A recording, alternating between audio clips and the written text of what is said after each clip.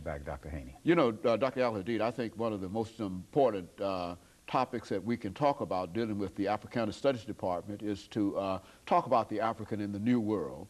But before we get into that, let's have you to give us some information. You've been with us on a number of occasions, but still perhaps there are some people who might not know you. And so let's have you to give us some information about your background, your education, and some of the things that were significant in your life that eventually led you to the chairmanship of the Africana Studies Department at Tennessee State University. And in the meantime, you know, you can throw in some information about that department as you talk about that kind of information. And then we'll talk about the African in the New World and the related topics. Yes, I'll start with the fact that I was born in Montgomery, Alabama, which is the cradle of the Confederacy. I grew up there, went to George Washington Carver High School, and I finished Alabama State University with a double major in sociology and psychology. While at Alabama State University and also at Carver, I participated in the Montgomery bus boycott in 1955 and also in the Selma and Montgomery March in 1965. After graduating from Alabama State, I went out to the West Coast and I enrolled at the University of California in Santa Barbara in graduate school, where I received my doctorate degree there in sociology and a master's degree in educational psychology. And I was one of the founders of the Department of Black Studies and the Black Culture Center at the University of California in Santa Barbara, which came online, I think, around 1971. And then I left there and came to Nashville, where I've been on the faculty at Tennessee State since 1973. I started a concept called the Great Debate, and it's an intellectual and cultural forum in which we look at the ideas of Dr. Martin Luther King and Malcolm X to debate contemporary issues. We just recently had a debate on whether or not all TSU students should be required to take an African-centered course. This was last Friday. I became the chair of the Department of Africana Studies in the fall of 1994. The department has been in effect since that time. We have had 2 graduates. One graduated in May of this year and another one graduated in August of '97. We had our grand opening in 1995. We expect to have 3 graduates in May of 1999. And so you're making tremendous progress in terms of bringing that as a concept onto the university campus at Tennessee State University. Sir. The department is growing, it's getting strong. We have approximately 25 majors in the department. As I said, we're going to graduate 3 in May, and then in August we'll graduate another 3, and then possibly another 2 in December.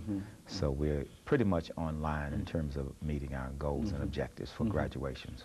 Dr. Al-Hadid, what we'd like to do today is to, as we indicated earlier when we talked about the topic today, is to talk about the African in the New World. And of course, you certainly understand that when we talk about the African in the New World, we're talking about primarily the Americas, North America and South America. But very few people tend to connect the existence of Africans in South America with the existence of Africans in North America.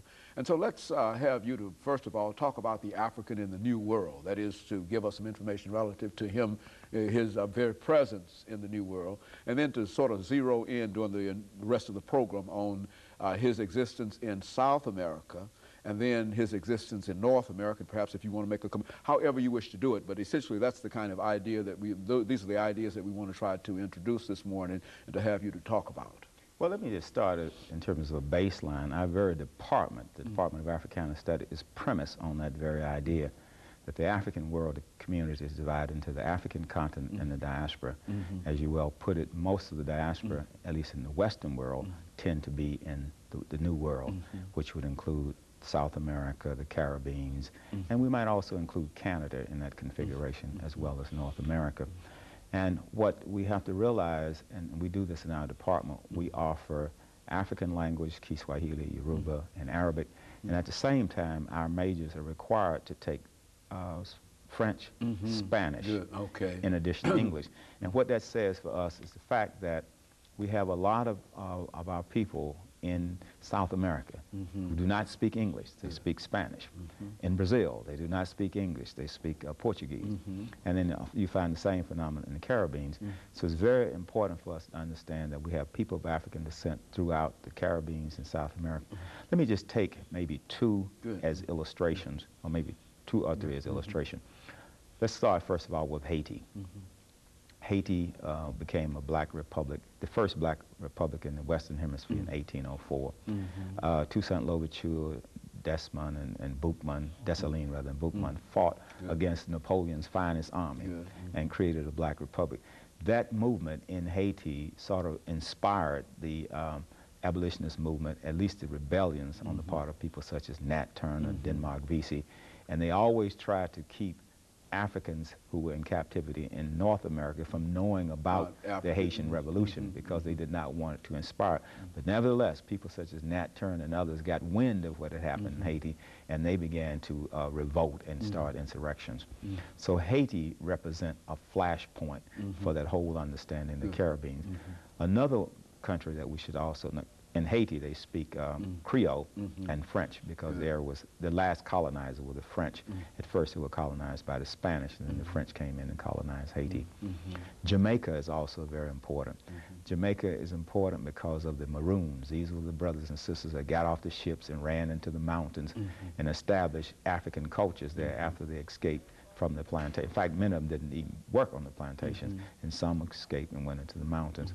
And then we also know Jamaica from the emergence of Marcus Garvey, who came to this country at the turn of the century, and the age of Garvey was after the age of Washington, which ended around 1915, and then Garvey sort of took over from that point, went primarily through the 1920s. But Garvey traveled throughout the Caribbean. He traveled throughout South America, and he saw all of these African people there, and he asked the question, where's the black man's government? And he said, then he started thinking, he said he wanted to develop a powerful connection with Africa. He wanted to organize all people of African descent in South America, North America, Canada, and the Caribbean. Let's turn sort of quickly to Brazil. Good, very good. Brazil is a very interesting country. It is. Brazil has approximately 160 million people. Now, it's somewhat difficult to go into Brazil. In fact, if you look in the almanac and look under Brazil and look at the ethnic groups, you'll find that you only have Brazil, 6% of Brazilians self-identify as Africans. A lot of them see themselves as mestizos, as mulattoes, because in Brazil, there's a whole different configuration. They'd like for people to believe that they do not have a democracy based on race. But when you look at the color of the people, it is obvious that they are of African descent. So if you look at it from a color standpoint, there are about 60 million people of clearly of African descent, uncontaminated of African descent in Brazil. In spite of what they might, how they might describe themselves as census takers. Exactly, because the Portuguese had an assimilationist policy. It was okay to marry a Portuguese, and they had a different, and it also had the Catholic Church was involved. But in the English-speaking countries, they practice strict segregation. So people in Jamaica and North America and Trinidad were not able to assimilate into the culture the way they did in places such as Brazil under the Portuguese. So that's why a lot of the people there in Brazil think of themselves more as Portuguese than they think of themselves as even indigenous Indians or Africans because of that strong identification with Portugal. And you will find the same phenomenon in a lot of the Spanish-speaking areas when they too were allowed to assimilate into the Spanish culture. So it's somewhat different from those of us that are in what we call Anglophone, or the English-speaking part of the world. The Francophones and those that speak Portuguese and Spanish have a whole different idea about their identity because they were allowed to assimilate. And let me interrupt here, Dr. Al-Hadid, and to break for this commercial break, and we'll be back with you following this short commercial break. The chairperson